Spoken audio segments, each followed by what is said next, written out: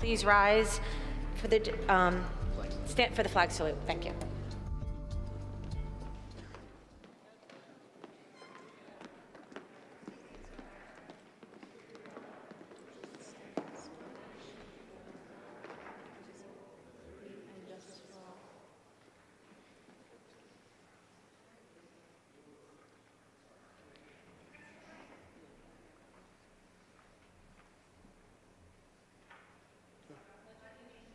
Flag of the United States of America and to the republic for which it stands, one nation, under God, indivisible, with liberty and justice for all. Oh, say, can you see by the dawn's early light what so proudly we hailed at the twilight's last gleaming, whose broad stripes and bright stars through the perilous fight of the rampart we watched were so gallantly streaming, and the rocket's red glare, the bombs bursting in air, gave proof through the night that our flag was still there. Oh, say does that star-spangled banner yet wave of the land of the free and the home of the brave?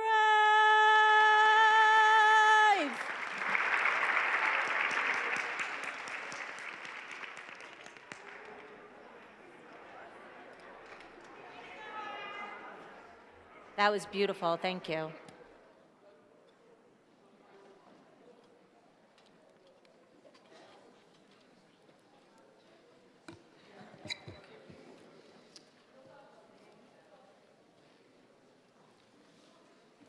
This meeting is in compliance with the Open Public Meeting Law and has been duly advertised in the newspaper as an official meeting. Roll call. Dr. Osmond? Here. Mr. Walsh? Here. Mr. McCarron? Here. Mrs. Rivera? Present. Mrs. Barocas? Present. Mrs. Gardella? Present. Mrs. Cass? Present. Before we begin, I have an announcement on behalf of the Board of Education. We wish to announce to the community that the Board of Education has authorized our legal counsel to institute litigation against the state and Department of Education for the inequitable application to the state's funding formula to the Jackson School District. While we held off on filing this action many months ago because of our serious fiscal constraints, we have decided that we are left with no choice but to initiate this action now. This became readily apparent to us when a neighboring school district just announced that it was going to be provided a $65 million loan to fill its budget gap, with possibly tens of millions of more dollars headed their way in the future.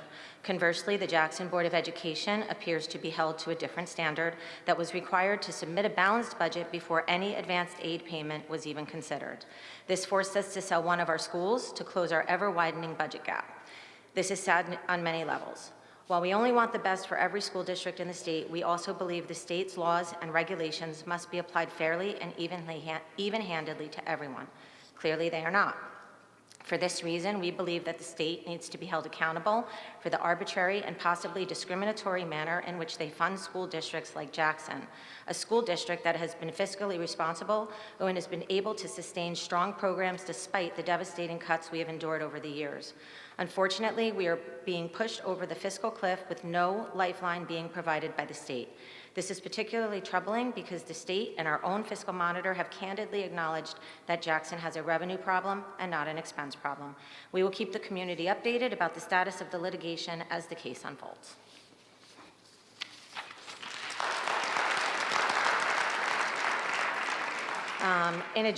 In addition, there is a change to the agenda.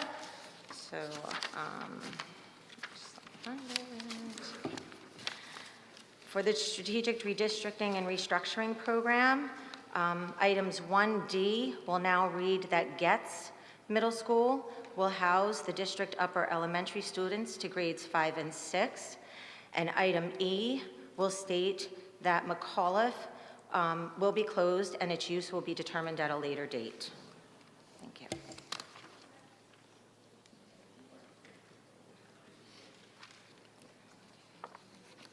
I need a motion for the approval of the agenda with addendum. Motion. Second. Discussion? Roll call. Dr. Osmond? This is just for the agenda, right? Okay. Yes. Mr. Walsh? Yes. Mr. McCarron? Yes. Mrs. Rivera? Yes. Mrs. Barocas? Yes. Mrs. Gardella? Yes. Mrs. Cass? I now turn the meeting over to Mrs. Porfit-Millie for her superintendent's report. Thank you, Mrs. Cass, and the administration is in complete agreement with the announcement that you read. Thank you. So nice job by our ROTC, and that Star Spangled Banner, was that not incredible? What a voice. Nice job.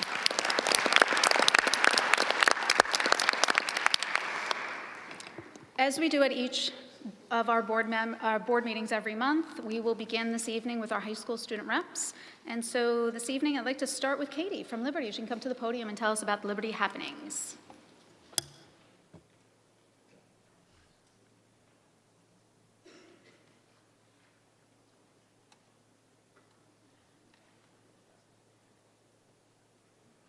Good evening, Superintendent Permilli, Board of Education members, and distinguished guests. It's an honor to be here once again to share some of the exciting accomplishments happening at Liberty. Our winter sports season is coming to a close, with some still competing in the postseason play. We are proud of all of the teams, but some have earned admirable honors we'd like to highlight. The cheerleading team kept their impressive record alive and recently won first place and earned the title of grand champions. The boys bowling team won their opening match of state tournament in Wilburton Vance. The boys wrestling team also secured a victory in the first round of Central Jersey Group 3 sectionals. Additionally, many of our track athletes participated in the NJSIAA Championship. Then this weekend, the Jackson girls wrestling made history when they became the first girls wrestling state champions. Their triumphant win grew with the legacy of wrestling legends in this town. Local first responders gave the girls an amazing welcome home by providing a police escort. Good job, ladies.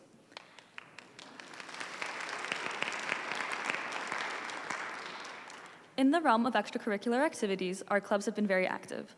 The Jackson Liberty Science National Honor Society hosted a chocolate-covered strawberry fundraiser to celebrate Valentine's Day. The Tri-M Music Honor Society sold Valentine's grams, and the class of 2025 held a chocolate rose fundraiser. These efforts reflect the commitment and enthusiasm our students have. Additionally, the Leadership Academy delivered supplies and handmade crafts to Care One of Jackson. They were very appreciated and even gave back their own bags for us. It's a beautiful thing to see the generations come together. Our performing arts programs are also thriving. The AtLib players are rehearsing tirelessly for their spring production of Percy Jackson and the Lightning Thief. The show is set for March 6th, 7th, and 8th, and it's sure to be a crowd pleaser. Tickets are currently available for purchase. As you can see, many people are shining at Liberty. In addition, Kayla Simon and Delaney Spaltoff have been named Seniors of the Month, while Jacob Kofinas and Dorio Halloran earned Athletes of the Month. Additionally, Judy Hackett won Lion of the Month, and she's a joy to everyone she meets. Congrats to all the honorees for their hard work and achievements. I'm truly grateful for this opportunity to represent Liberty tonight. As we face chillier weather, I hope everyone stays safe and warm. I wish you a pleasant evening. Thank you.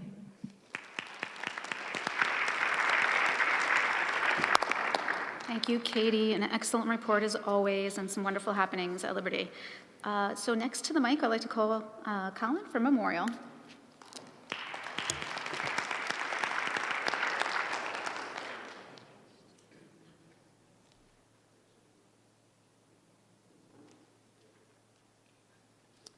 Good evening, Mrs. Permilli, members of the Central Administration staff, and Board of Education members. I'm Colin Williams from Jackson Memorial High School, currently the Student Council President.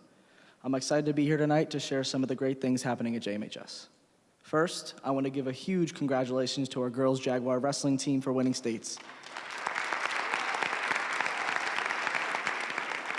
Their hard work and dedication have truly paid off, and we are so proud of their incredible achievement. Another shout out goes to our girls swimming team for an outstanding season. They made it incredibly far in the postseason and finished with an undefeated record in the regular season. Their dedication, talent, and teamwork were on full display, and we couldn't be prouder of their success. The Interact Club is hosting its annual volleyball tournament, allowing students to form teams and compete in a fun and friendly event, all while supporting a great cause. March is shaping up to be an exciting month at JMHS. On March 5th, we have the annual student versus faculty basketball game, followed by the Battle of the Classes on March 6th. Both events bring out the best school spirit and always a highlight of the year. Another event to look forward to is the JMHS Spring Musical, Shrek, running on March 13th, 14th, and 15th. The cast and crew have been working incredibly hard, and we know it will be an amazing show. Finally, March into Wellness activities are planned for the week of March 24th with guest speakers, trivia during Common Lunch, and a Spirit Week highlighting the importance of mental health for teens. The student body looks forward to this annual event and appreciates the efforts of Guidance Director Mr. Palumbo and our Student Associate Counselor, Mrs. Caggiano, and the rest of the JMHS guidance staff for all their efforts during March into Wellness Week. As winter sports come to a close, we want to congratulate all of our athletes and teams on their hard work and dedication throughout the season. From the basketball courts to the wrestling mats and the ice rinks to the track, our athletes have represented JMHS with pride. With spring sports just around the corner, we're looking forward to another exciting filled season with competition, teamwork, and school spirit. With the second semester now underway, students and teachers are settling into new classes and preparing for what's ahead. Let's stay focused, work hard, and make most of the rest of the year. Looking ahead to next year, big changes are coming as Jackson Liberty and Jackson Memorial come together, whether at Memorial or Liberty. While change can be challenging, this is an opportunity for our schools to unite, collaborate, and create a stronger Jackson community. If we approach this transition with positivity and teamwork, we can make it a great experience for everyone. Thank you, Mrs. Permilli and the Board of Education, for your continued support. I look forward to updating you again next month. Have a great evening.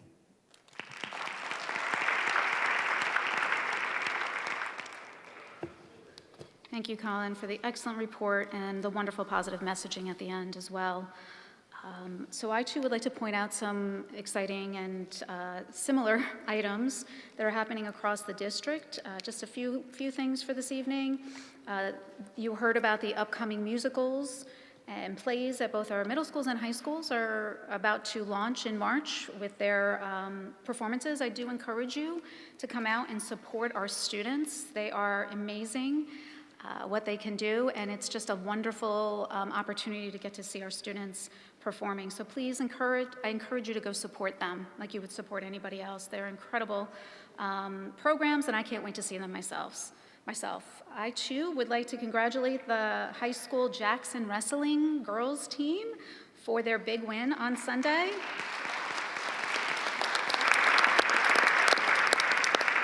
This combined Liberty and Memorial team has been operating like a combined team for 5 years. They won the team state title. Excellent example of the power of uniting together. Congratulations to the wrestlers and the coaches on that incredible accomplishment. And congratulations to all of our athletes through the winter season. So many successes. I believe we still have a basketball team that's still moving through as well, up to some other levels of competition. So congratulations to them and good luck. We are impressed with all of our athletes and their participation. I also wanted to mention that we have had 18 seniors earn the Seal of Biliteracy, which is an incredible accomplishment. A Seal of Biliteracy, some of them are in Spanish, Ukraine, Polish, Russian, and Italian. What a fantastic accomplishment for those 18 seniors, and I'm so impressed by them. Incredible. I also wanted to point out that the 24-25 calendar is being updated on tonight's agenda. Due to the recent snow day, the last day of school right now will be June 23rd. So please just remember that. And I was very pleased to hear that we're not dealing with a major snowstorm tonight and into tomorrow. So that was some good news. So those are some wonderful happenings. There's many, many more. I encourage you to continue to watch the Facebook pages, the district website at every school provides lots of updates of the wonderful happenings across the district. So in regards to our SSRP and our restructuring plan, I am keeping my comments short tonight. We have provided presentations. We have shared information at Board of Ed meetings. We've shared other information online on our website. We have heard questions, we have heard comments, we have read them. The Q&A document on our website continues to be updated, and we will continue to do so through this process. I was asked to clarify about the high school recommendation by the board, and so I do want to comment on that. and that the Strategic Planning Committee, I did say this once before, did not make that final decision of which high school facility. They had lots of input, lots of comments, and toured the facilities, but ultimately administration made that recommendation to the board. As I said in our last meeting, I really recognize this change is difficult. It's emotional for all of us. Emotions are high. Everyone here is well-intended. We're all here for the right reasons for our students. We're trying to make the best decisions for our students so that they can have the best programs available to them, the co-curriculars, and still make strong fiscal decisions that will set us up for better success. Our goal in consolidating is to create a united, strong community in Jackson schools and opportunities and educational experiences and strong programs for all. And I just ask that the community work together to continue to move forward in the directions that we need to go for the benefit of our students. Whatever the vote is this evening, we will work hard together to unite everybody and to support our students, our staff, and our families through the transition. That's why we're here, and we will continue to work hard in those ways. With that, I close my superintendent remarks. Now we're going to go to standing committee reports, and first up is buildings and grounds. Mr. McCarron? Yes, some capital improvement projects that occurred in the district. Switlick Room 7 had a new compressor installed. Liberty C-125 new thermostatic expansion valve installed for the HVAC unit. Memorial Pre-K installed a new hot water heater. McAuliffe installed new walk-in refrigeration unit. Liberty B Kitchen 200 floor tiles were replaced by the maintenance. And Grand Project update Holman Elementary School gym HVAC project is completed. Budget and Finance, Mrs. Gardella. Yes, we met to review the preliminary budget numbers for 25-26. Obviously, the state aid numbers come out later this next week at the end of the month, and we'll meet again before and have a presentation for the community sometime in March, at our next March meeting. Our ad hoc committees, we have scholarships. Mr. Walsh. Well, the scholarships are closed for the students. They're in the hands of the sponsors. They will make their selections within the next 6 weeks. That is all.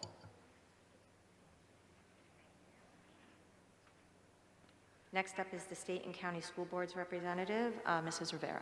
Yes, next county meeting will be March 31st.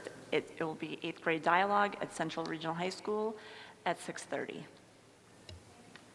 Advocacy, Mrs. Gardella. I just want to say to the public, in light of us receiving state aid numbers and discussing a budget, if you could just pay attention, as you did, to the restructuring, to how you can help us advocate for funding in our schools, that would be great. Thank you. And then we have the Enrollment Study Committee, Mr. McCarron. I have nothing to report for them. Thank you. Okay. I need a motion for the approval of the minutes. Motion. Second. Discussion? Do I need to say what they are? No. Okay. Roll call. Dr. Osmond? Yes. Mr. Walsh? Yes. Mr. McCarron? Yes. Mrs. Rivera? Yes. Mrs. Barocas? Yes. Mrs. Gardella? Yes. Mrs. Cass? Yes. I need a motion for the approval of the bill list. Motion. Second. Discussion? Roll call. Dr. Osmond? Yes. Mr. Walsh? Yes. Mr. McCarron? Yes. Mrs. Rivera? Yes. Mrs. Barocas? Yes. Mrs. Gardella? Yes. Mrs. Cass? Yes. I need a motion for the approval of the treasurer's and board secretary's reports. Motion. Second. Discussion? Roll call. Dr. Osmond? Yes. Mr. Walsh? Yes. Mr. McCarron? Yes. Mrs. Rivera? Yes. Mrs. Barocas? Yes. Mrs. Gardella? Yes. Mrs. Cass? Yes. I need a motion to open the public forum on agenda items only. We will hold another public forum during this meeting for other questions. This public forum will be for questions on the agenda only. Motion. Second. Please sign in and state your name and whether or not you are a Jackson resident. Each person is allowed a maximum of 3 minutes to speak. No person may speak more than once on the topic until all others have been heard.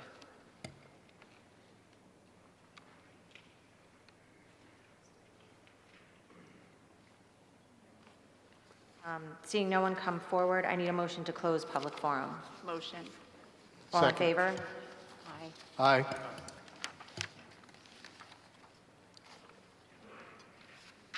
Resolutions for action.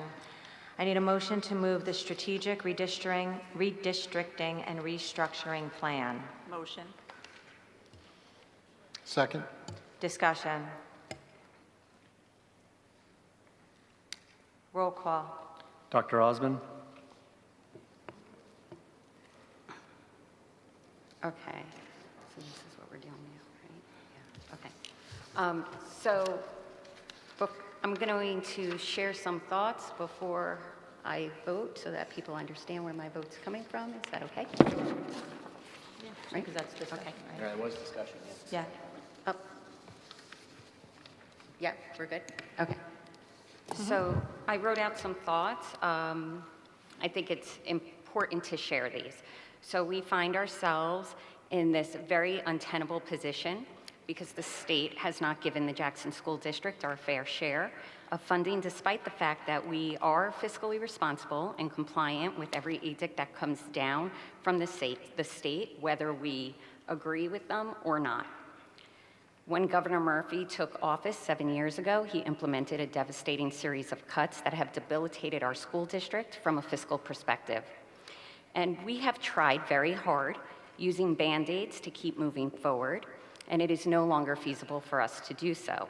As our superintendent clearly communicated for years at this point, we knew we would be eventually pushed off the fiscal cliff, and that day has tragically come.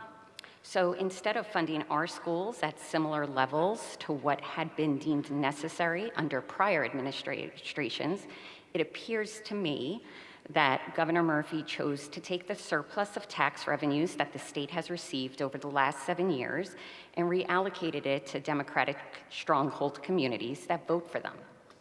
The districts who have been affected by S2 funding are majority Republican communities. And I believe it was clearly a partisan move intended to punish the communities that did not vote for the Democrats and Governor Murphy. So we tried to play by the rules, and it got us nowhere. The state just continued to cut more money year after year, and when we can no longer continue to cuts through austerity, they forced us to beg for a loan and inserted a state monitor to oversee our finances. A state monitor who, to be clear, is appointed by the Commissioner of Education. Who, to be clear, the Commissioner of Education is appointed by the governor. Point being, the governor is essentially running our district. So, we now get a state monitor who, by statute, gets to control our school district because we had to borrow money due to the governor's reduction in funding. Yes, the state failed us, and as we heard tonight, I'm speaking for all of us, right, in this one sentence, we believe it's time to fight back. In my opinion, the Board of Ed should do nothing and continue to operate our school in the fiscally responsible manner we have been doing. The monitor and auditors have all stated publicly that we are doing it right. They have on the record, time and time again, stated we do not have a spending problem, but a revenue problem. It is not fair to the students of this community to have us all fighting with each other for the scraps that the state has left us. To be clear, this is not a partisan board. We have been elected to fight in the best interest of the students of this community, and we have no choice but to finally stand up to this horrible treatment we are receiving from the state. Our fight should not be about whether we are Republicans or Democrats. Rather, it's simply the right thing to do. Our students deserve better. The students in this community deserve as much of an opportunity as the students who live in communities that vote for Democrats. What has been done is wrong to the community and the students of Jackson. In my opinion, we should continue to operate our schools as we have. And I agree with fighting the state for our fair share of revenues. It's time that we unite against the real problem, which is the funding formula, which has targeted communities like ours because, in my opinion, we didn't vote for this governor. Our district cannot continue to sell schools one at a time. If we do, we will be left with no schools or assets. We did our best to be rule followers and trusted that the state would see the errors in their ways. They did not. We can no longer just say yes, and I'm hoping that we move swiftly with this lawsuit, and I believe this board does need to sue the Department of Education, the Commissioner of Education, the New Jersey governor, and the state monitor, because in my opinion, they all failed us. The state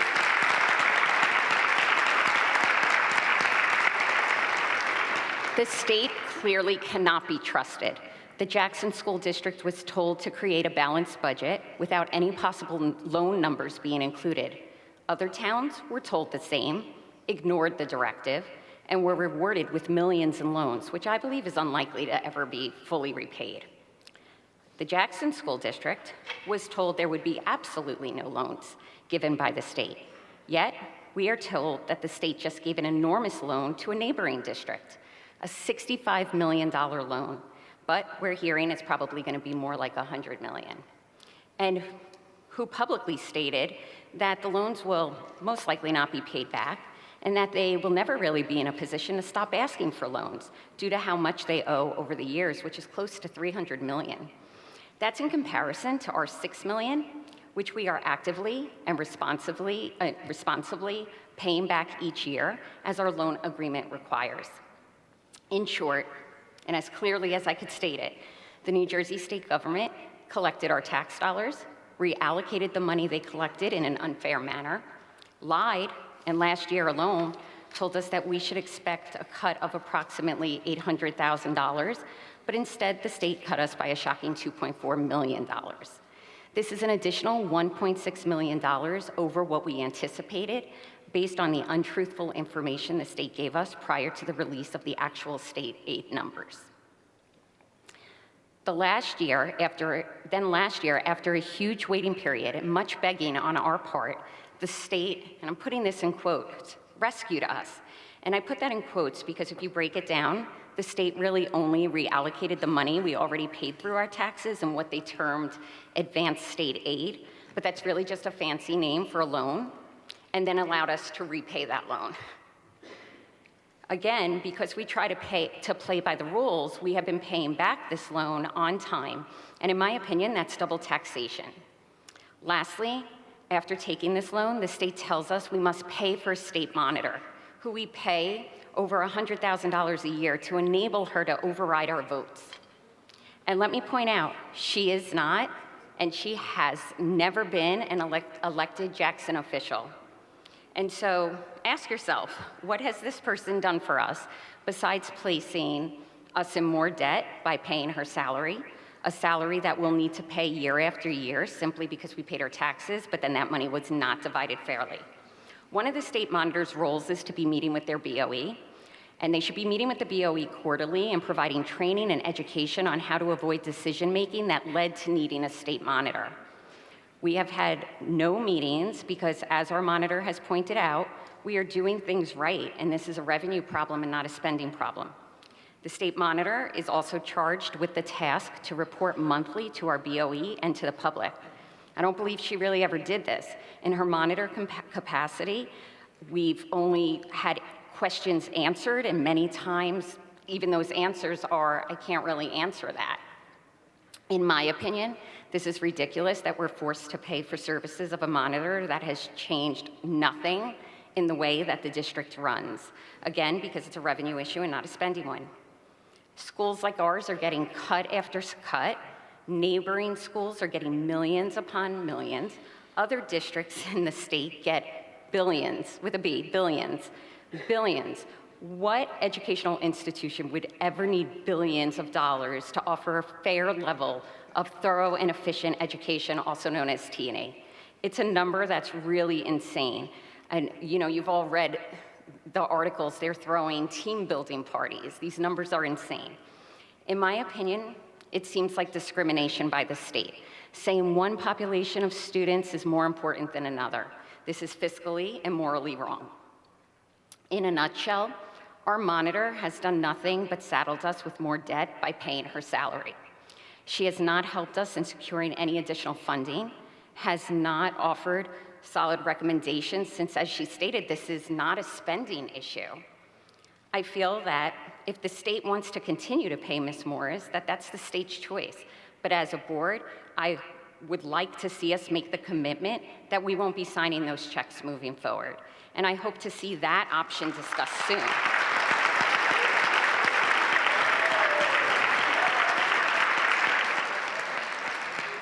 We have become a very unique district with a large and rapidly growing private school population. This is not a matter of public versus private infighting. Laws and mandates have been followed, yet they are fiscally unsustainable and outdated. Jackson is unique, and I call on our governing body, Governor Murphy specifically, to properly fund our district. The failure to do so is clearly dismantling our Jackson public schools. You really need to fix the political hypocrisy.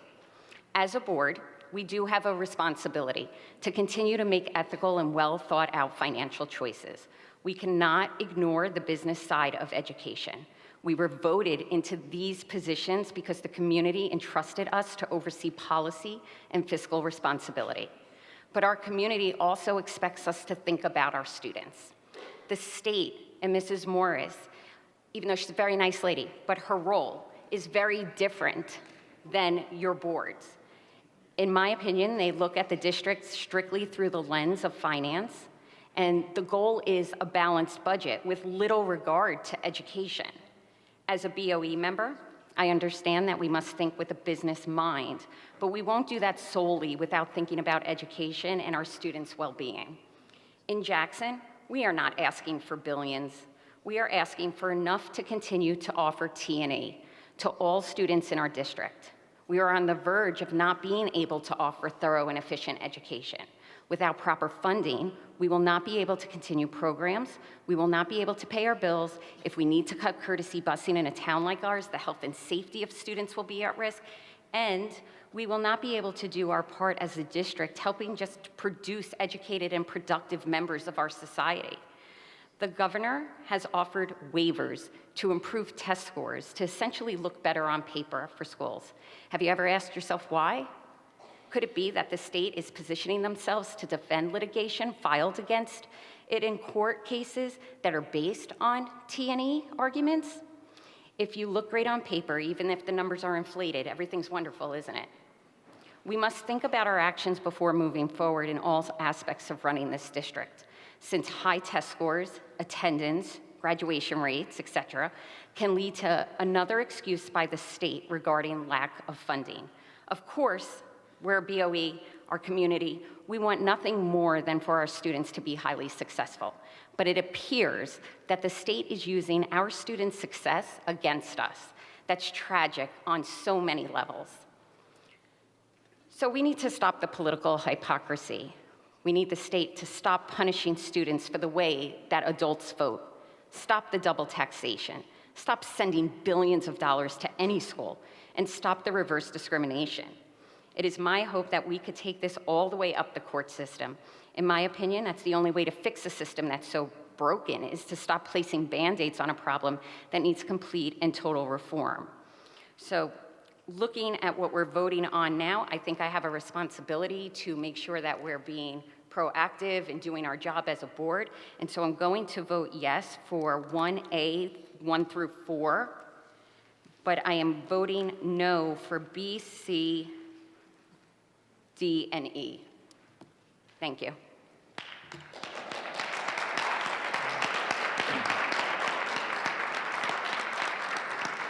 Mr. Walsh. I look at it, our job is to provide an education to the present students and the future students, not the past students. Because of that, I'm looking for the best facility to be used to educate our students. So I will vote yes for all. Mr. McCarron.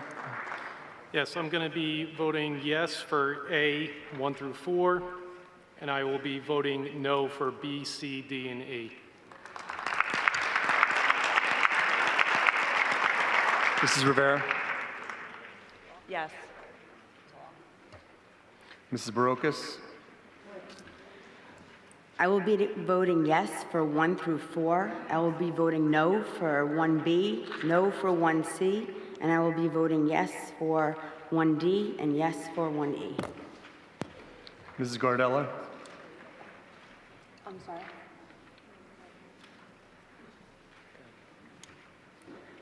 I vote yes.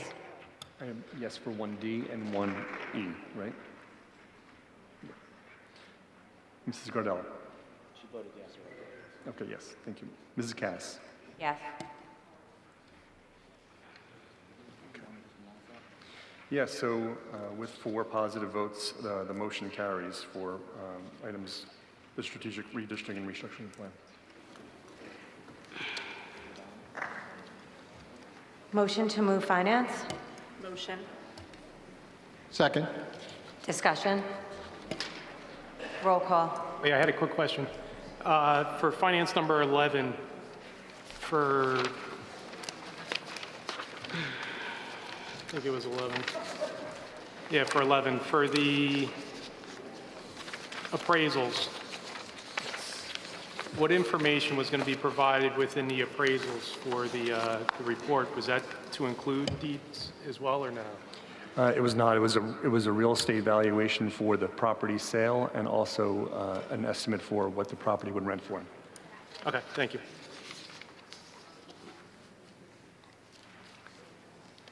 Roll call. Dr. Osmond? Mr. Walsh? Yes. Mr. McCarron? Yes. Mrs. Rivera? Yes. Mrs. Barocas? Yes. Mrs. Gardella? Yes. Mrs. Cass? Yes. Motion to move facilities? Motion. Second. Discussion? Roll call. Dr. Osmond? Yes. Mr. Walsh? Yes. Mr. McCarron? Yes. Mrs. Rivera? Yes. Mrs. Barocas? Yes. Mrs. Gardella? Yes. Mrs. Cass? Yes.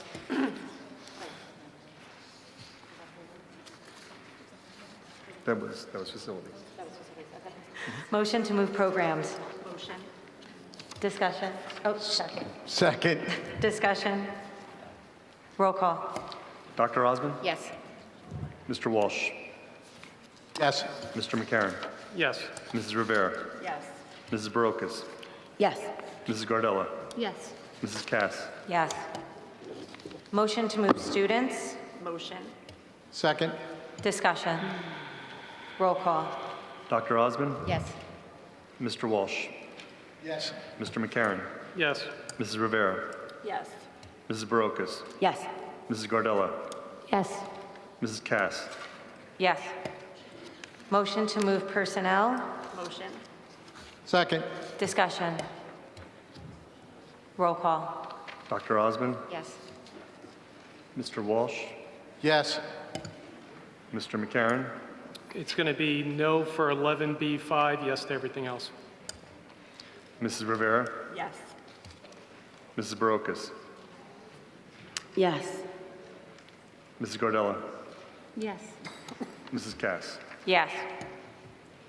I need a motion to open the public forum on any topic pertaining to the Board of Education. Motion. Second.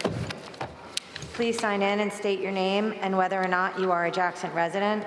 Each person is allowed a maximum of 3 minutes to speak. No person may speak more than once on a topic until all others have been heard.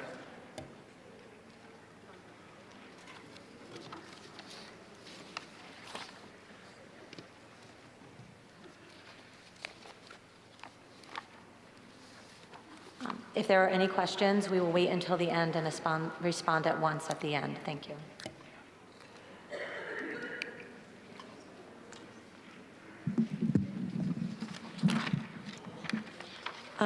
My question statements are for the monitor, and mainly I'm repeating a lot of what was said, but I really want you to know that as a taxpayer and as a resident, I'm fully behind the lawsuit against the state. You stated in a previous meeting that we have to prove a balanced budget. You also said that no school district in the state state can propose a budget for the district that spends more than you have the revenue to support it. You also said the state will not permit you to do this and get to the middle of the school year and simply close the doors and say, we can't do it anymore, we don't have any money. This brings me to our neighboring school district. February 6th, it was reported that the Lakewood School District will be unable to pay the teachers, other staff members, or meet their billing obligations. As of February 22nd, if the state aid is not provided in the form of grants and/or long-awaited state loans. Lakewood received a promise of $65 million just 10 days before they could have had to suspend classes, cancel staff paychecks, so essentially end the school year midway through.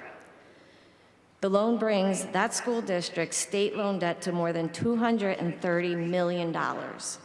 And to top that off, it has also been reported that the school district, they pay their district attorney, they paid $6 million since 2017.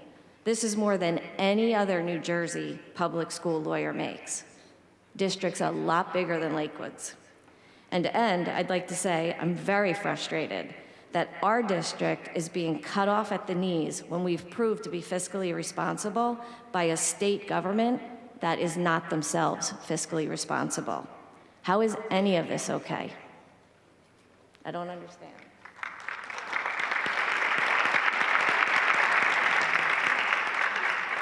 Am I next? Good evening. My name is Assemblyman Alex Sawicki. I am a lifelong resident of Jackson, a proud graduate of Memorial, and I'm just here tonight really to, again, offer my support to all of you, as I have at previous meetings. Last meeting I was at was your July 24th meeting. It was an interesting meeting, to say the least, and I'll comment on that in a minute. But before I do, again, I just want to underscore, Dr. Osmond, what you said in the state's handling of all this is spot on, absolutely spot on. And the state absolutely has caused all of this, all of it. And I want to be clear, I would be saying this no matter who was in office right now, no matter who the governor was, no matter what party was being represented. This governor has absolutely destroyed this school district and school districts like it. Inside my district and outside. We have neighbors in Toms River and Brick and Lacey all getting absolutely decimated right now for a lot of the same reasons you highlighted. I wrote an editorial saying your children's school districts are being destroyed and it's by design. I can assure you it's by design. All right, absolutely. So the impossible situation you've all been put in has been unbelievable. The last board, as well as the new board since your reorg, has done everything that you can. I realize that it's not going to be the right answer for everybody, but I do realize the position that you're in. There is legislation that I've put in, one, to eliminate the cost of the state monitor to school districts like ours. It's absolutely ridiculous that a school district that's fiscally hurting now because of the state has to actually pay for the salary too for the monitor, right? So I do have a bill that hopefully will change that going forward. We also have a bill, and just to give you an idea how I work, I do work across the aisle as much as I can. There is a bill right now that would be a replacement for the existing funding formula that is bipartisan. It has 4 legislators' names on it, which you have to get the Speaker's approval to go above 3 to make it, to show the support of it being bipartisan. That would help this district. It won't solve it all, but it certainly would help this district going forward that, you know, we are really trying to push. And again, I have some optimism because it is bipartisan. Last thing I'll remind you of, we are voting for a new governor this year. Make your vote count. Last thing I want to point out, I left a copy of a letter in front of all of you, and probably a weird twist of irony, if I can't even think of the word, but it's painful. The last meeting I was at the 24th, I came here because that very day, the acting commissioner put out a press release smearing all of you that day, all right? And Ms. Morris was good enough to validate that it was incorrect, all right? The acting commissioner, who we have all pleaded with to help this school district. The superintendent, this board, last year's board, and me, as well as Assemblyman Clifton, who also represents this district, have pleaded with the acting commissioner to help this district and got absolutely nothing. But on July 24th, 2 days after the deadline for the last year's school budget, he took the time to put a press release out blaming this board for missing the deadline, all right? Which Ms. Morris confirmed at that meeting, per my questions, that it was her, in fact, that it was over to her to approve that budget. She missed the deadline. I asked her why they put a PR out. Her exact answer was, I don't know. And I appreciate the answer, all right? Tomorrow, in a Senate committee, that acting commissioner is up for a confirmation as a full commissioner. Tomorrow. I wrote a letter to the chair of that board, which I left for all of you, strongly opposing that. I will be at that hearing tomorrow. Ms. Morris, you might want to let your boss know because I am going to light him up at this meeting. So thank you all.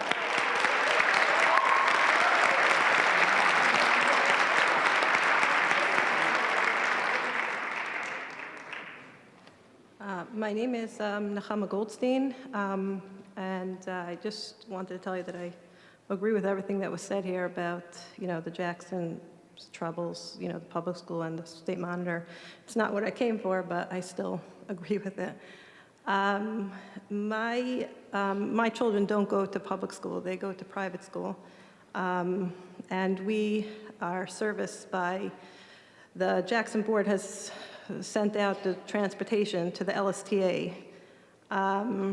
Last year I came to this board because the LSTA is charging a processing fee just to get your name on their list. It's not to pay for busing, it's not for paying for anything, just a processing fee. Last year I was told that this is illegal. They're not allowed to charge any money. I don't know what happened, but I was still charged the fee. And since I have a few kids in school, it does add up. This year I got a letter saying that they're charging, the fee is going up. They're still charging it. I have a letter here that says we have to go onto their portal to sign in to get our kids to be 16, to fill it out. And before we could fill out the form, we have to enter in our credit card number. So I cannot fill out my form without putting in a credit card number. I wanted to know, did something change over the year? Is it now legal to charge a fee? Or is this illegal and nothing's been done about it a whole year and maybe something could be done? That was just my question. That was number one. Number two was that there was recently a snow day last week. The private schools were not closed. The public schools were closed. We did not get transportation that day.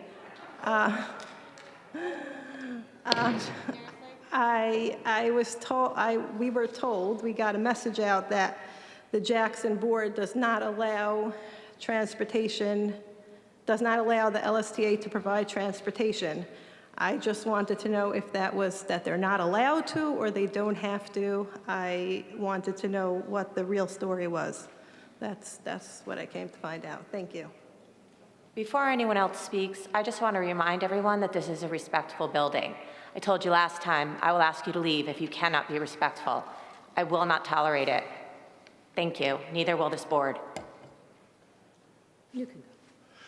Good evening. My name is Dr. Christopher Velati, and I've been here for quite a few months. I've worked as a teacher. I'm now a high school principal.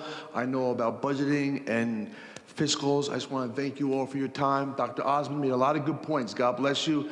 And I thank you all for your time and getting this done, guys. Thank you very much. Appreciate it.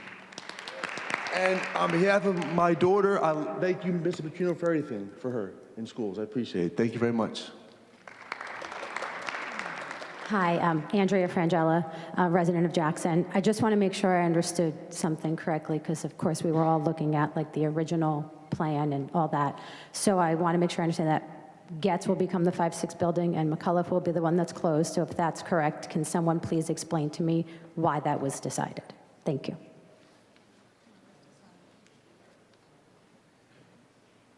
I just kind of wanted to echo that because you voted for something that wasn't in the memo here.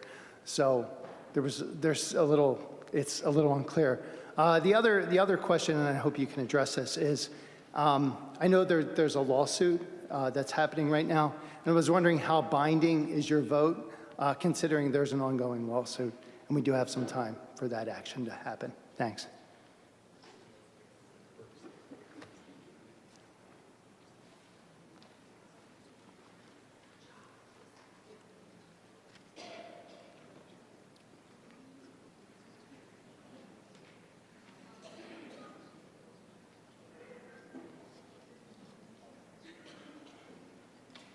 Jeff Henba, lifelong Jackson resident. I'm not going to talk about any traffic stuff, anything like that.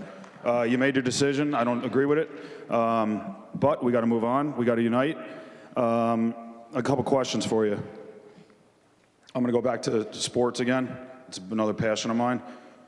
The board decides on the coaches. Am I correct or not? Ms. Permilli, I'm not sure about that. If you do, when is that getting voted on? What's going to be taken into account for selecting the coaches? It should be by probably job performance, not who's here the longest, and I said that the last meeting. I think it's fair, only fair to the coaches and the players to, or the kids to know where they're going, who's coaching the teams, so they could start uniting and getting preparing for next year. How's the process going to be about the name of the school, the uniforms, all that stuff? Are the kids going to be involved with that? And I think that's all I have for now. Thank you again.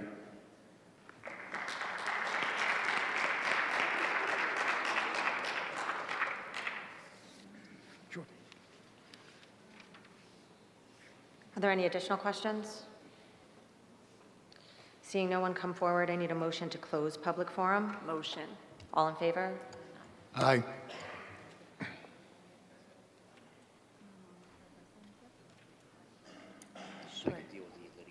That would be great, thank you. Okay, so we had a couple of questions we want to make sure that we respond to. I'm going to actually ask Mr. Baginski to answer the LSTA question. So with regard to the woman who got up about the B6Ts, you should not be asked to put a credit card in before filling out the form. That's absolutely should not be happening. We'll make sure that we follow up with the LSTA tomorrow about that. However, one of the agreements with the LSTA, and this is why the consortium was created, was they have the ability to either pay you aid in lieu, or if they can go out to bid for a route, and if that bid, if they can add to the bid threshold to make it more attractive for vendors, they have the ability to do that, and that's why the consortium exists. But no non-public parent would be forced to do that. That would be an option, and that is something that the LSTA manages directly. I will tell you that this year we were able to provide transportation for about 4,000 students because of the agreement, 4,000 non-public students. So obviously there's a little bit of a disconnect with the LSTA and the B6T portal. I will follow up on that tomorrow, and we will get back to you. So if you didn't leave your contact information, if you could leave your contact information up here, we'll get back to you. And then with regard to the closure on a snow day with the private schools, it's been the district's practice that whenever the public schools in Jackson are closed, we do not provide transportation to the private schools during that day as well. That includes VOTEC and also all of our non-public schools that we transport to. That is not something that's new for us. Every Jackson resident who we transport, their safety is of absolute importance on those inclement weather days, and we make sure that whatever we do for public students, we do for non-public students. I will tell you that it was a tough call that day because the weather did change.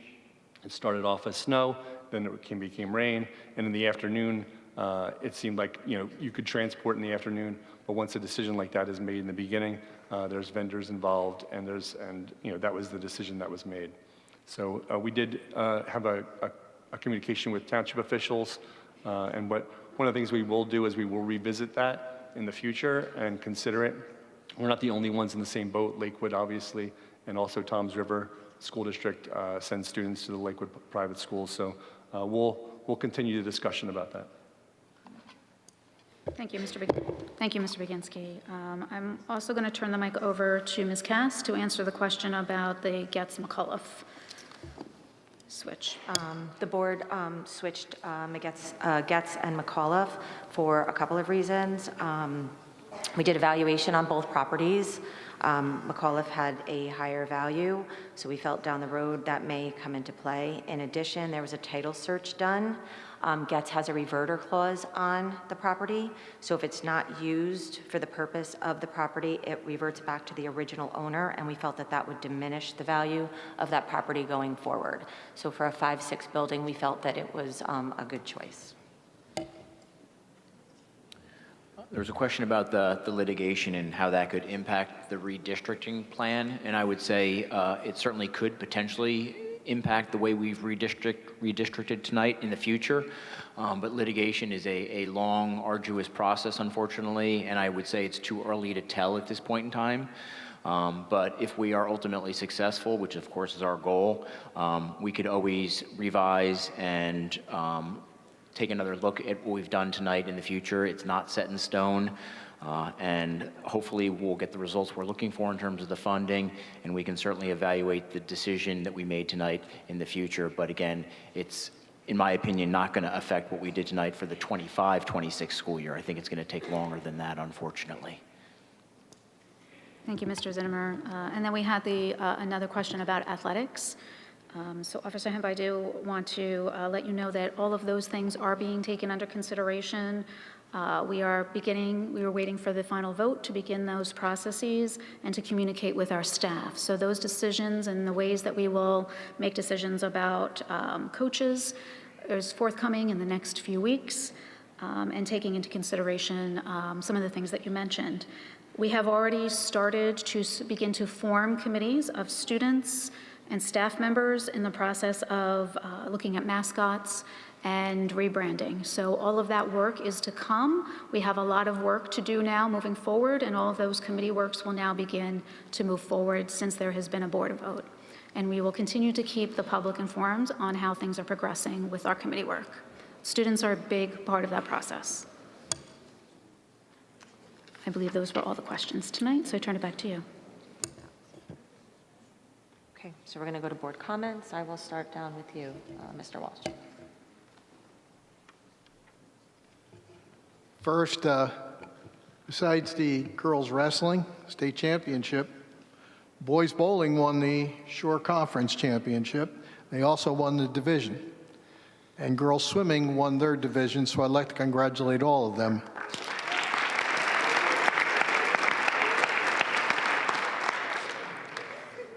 This whole thing is a very difficult thing to do.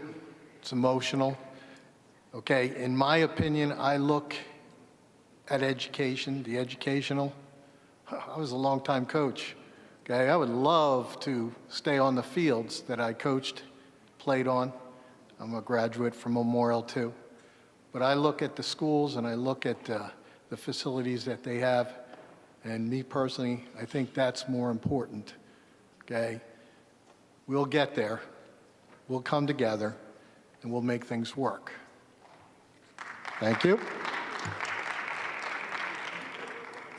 I just wanted to congratulate the girls wrestling and all the other sports as well. While we're putting in a lot of time for the restructuring, we try to attend as many events as possible. We can't obviously be at all the events, but we certainly see the success that everybody's having. We're real proud of the kids coming together and having that success. Looking forward to the spring sports coming up. I know things are going to be starting there. And thank you, appreciate it. And just want to also acknowledge the emails. We were inundated, all of us, with emails. I'd like to just usually send out, received it, got it, read it, some sort of acknowledgement. It got to the point where it didn't make sense to, but every email was read. Every email was seen. It was seen by everybody, forwarded to everybody. So I just wanted to acknowledge that now. Thank you.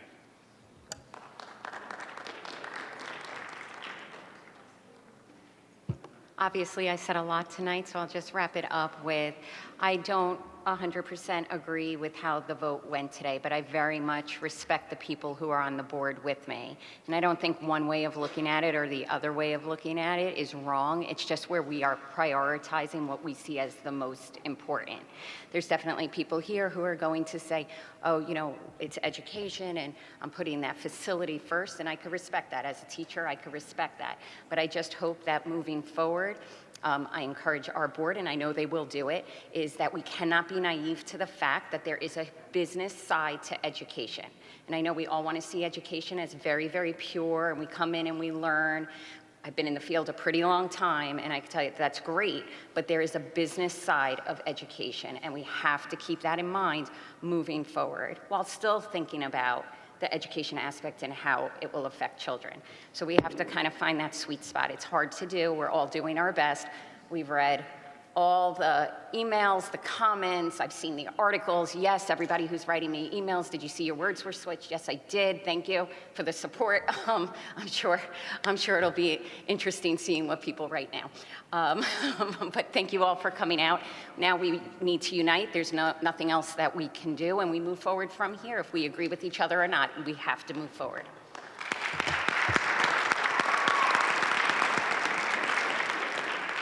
I thank everyone for attending tonight's meeting, viewing us at live stream, and the comments. They were really tough decisions, and I thank all the board members and administrators for all their hard work, dedication, respecting one another, even during our hard conversations. I hope we continue to unite as we all live in the same zip code. Everyone have a safe and wonderful evening.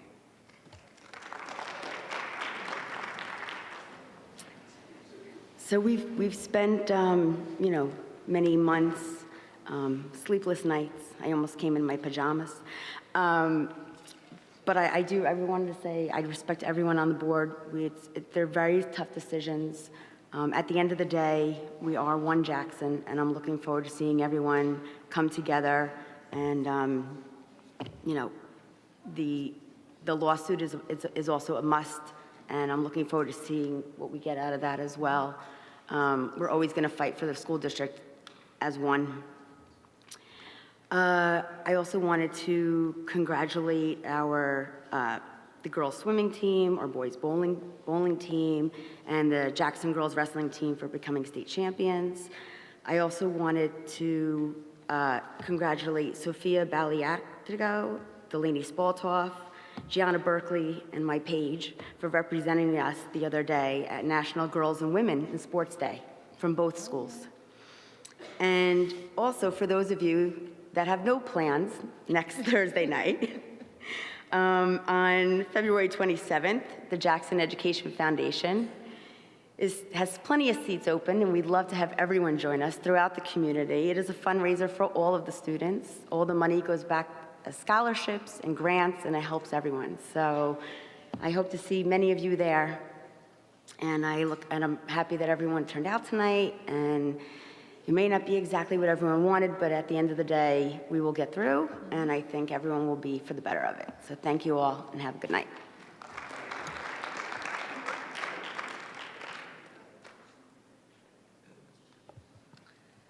I also wanted to congratulate all the sports teams, especially girls wrestling. Really only my husband and my kids know, but back in the 90s, when there was no girls wrestling team, I did put on a pair of shoes and wrestle with the boys. And there's still some employees that didn't appreciate that back at that time, so that's amazing. And I hope some girls petition for flag football, because I think that would be the next amazing girl sport that we could see here in front of this board. I also wanted to point out, it was pointed out to us, Finance Motion number 9, there was a donation of $1,000 to pay off outstanding school lunches, and once again, it's an awesome thing that Jackson residents do for our schools. I'm excited to be, moving on the other side of working together. I'm excited to go to sporting events and have additional time and not learning about how to read an audit and looking at other people's financials in neighboring districts and deciding what's wrong or right. It's about the kids and us getting involved and seeing the great things. So I'm looking forward to making some plans to get to see the musicals. I'm not going to echo, Dr. Osmond, he did an awesome job thank you for resignating really what all of our frustrations are throughout every year that I've been on the board, and even before that. There are really some simple solutions, and I appreciate Assemblyman Zwicky. You know, we speak to him a lot, and he is unlike most legislators because he will work across the party lines. And, you know, your board is sitting around looking at articles and reading things. There's a great article and some very easy solutions that I just wanted to point out, and maybe Ms. Morris could bring them back to her DOE and commissioner. You know, some of the things killing us are using median aggregate income instead of median income, right? Median income talks about what really can a district afford. Also, you know, mandating that towns use a portion of their payment in lieu of taxes for new developers to either go towards schools or take that out. If they're not going to use it, then don't include it as part of what our enrichment is and how much we can afford with local fair share. Updating transportation and security calculations, making the formula public so we can talk about what's happening 10 years out. I mean, it's kind of interesting. You feel really bad, but all of us have to say we really don't know. We don't know because we don't even know how they're coming to give us these funds, and it's really disturbing and disheartening. There's probably so many more things that we could talk about that would make more sense, and I just hope that the district, the community members understand that in this district, the consolidation was one step towards closing a budget deficit and being a functional district without a state involvement. It was just one small step. You know, essentially, if you wanted to really do that, you would have to really destroy a wonderful, amazing town, right? Because you would have to get rid of some of the things that we sat here and fought for: courtesy busing, athletics, maybe AP courses, right? Or STEM academies. We don't want to do that. So we still need the community, regardless if they're happy or unhappy with the decision, to forge forward, to support the state coming and looking at funding for Jackson and surrounding towns. You know, there's only a couple of neighboring towns that are 1-2 years behind us as far as where they're going to sit and what their deficit looks like. So I appreciate everybody being out here, and that was my thought on where we are standing with our budget and finance.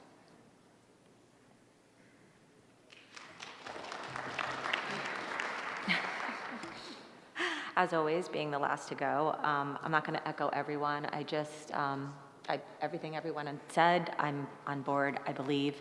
At the end of the day, we did have some disagreements today in the way the vote went, but we all do respect each other. And again, I just want to remind everyone how tirelessly every single person on this board worked, read the emails, did their homework. At the end of the day, we have different thought processes or different interpretations and different perceptions, and we picked based on those reasons. So we are, at this point, just looking forward to going forward. I think the kids, you know, it will be a good thing once it happens. I think the anxiety now is over, it's done. So that's always the biggest hurdle to jump. It's just getting there. So now we're there. So now we can start just building and moving forward. I too want to thank the person for the anonymous donation for the unpaid lunch balances and the sports teams. I think they're doing great. I just want to thank everybody for coming tonight and being here and supporting the district. Thank you.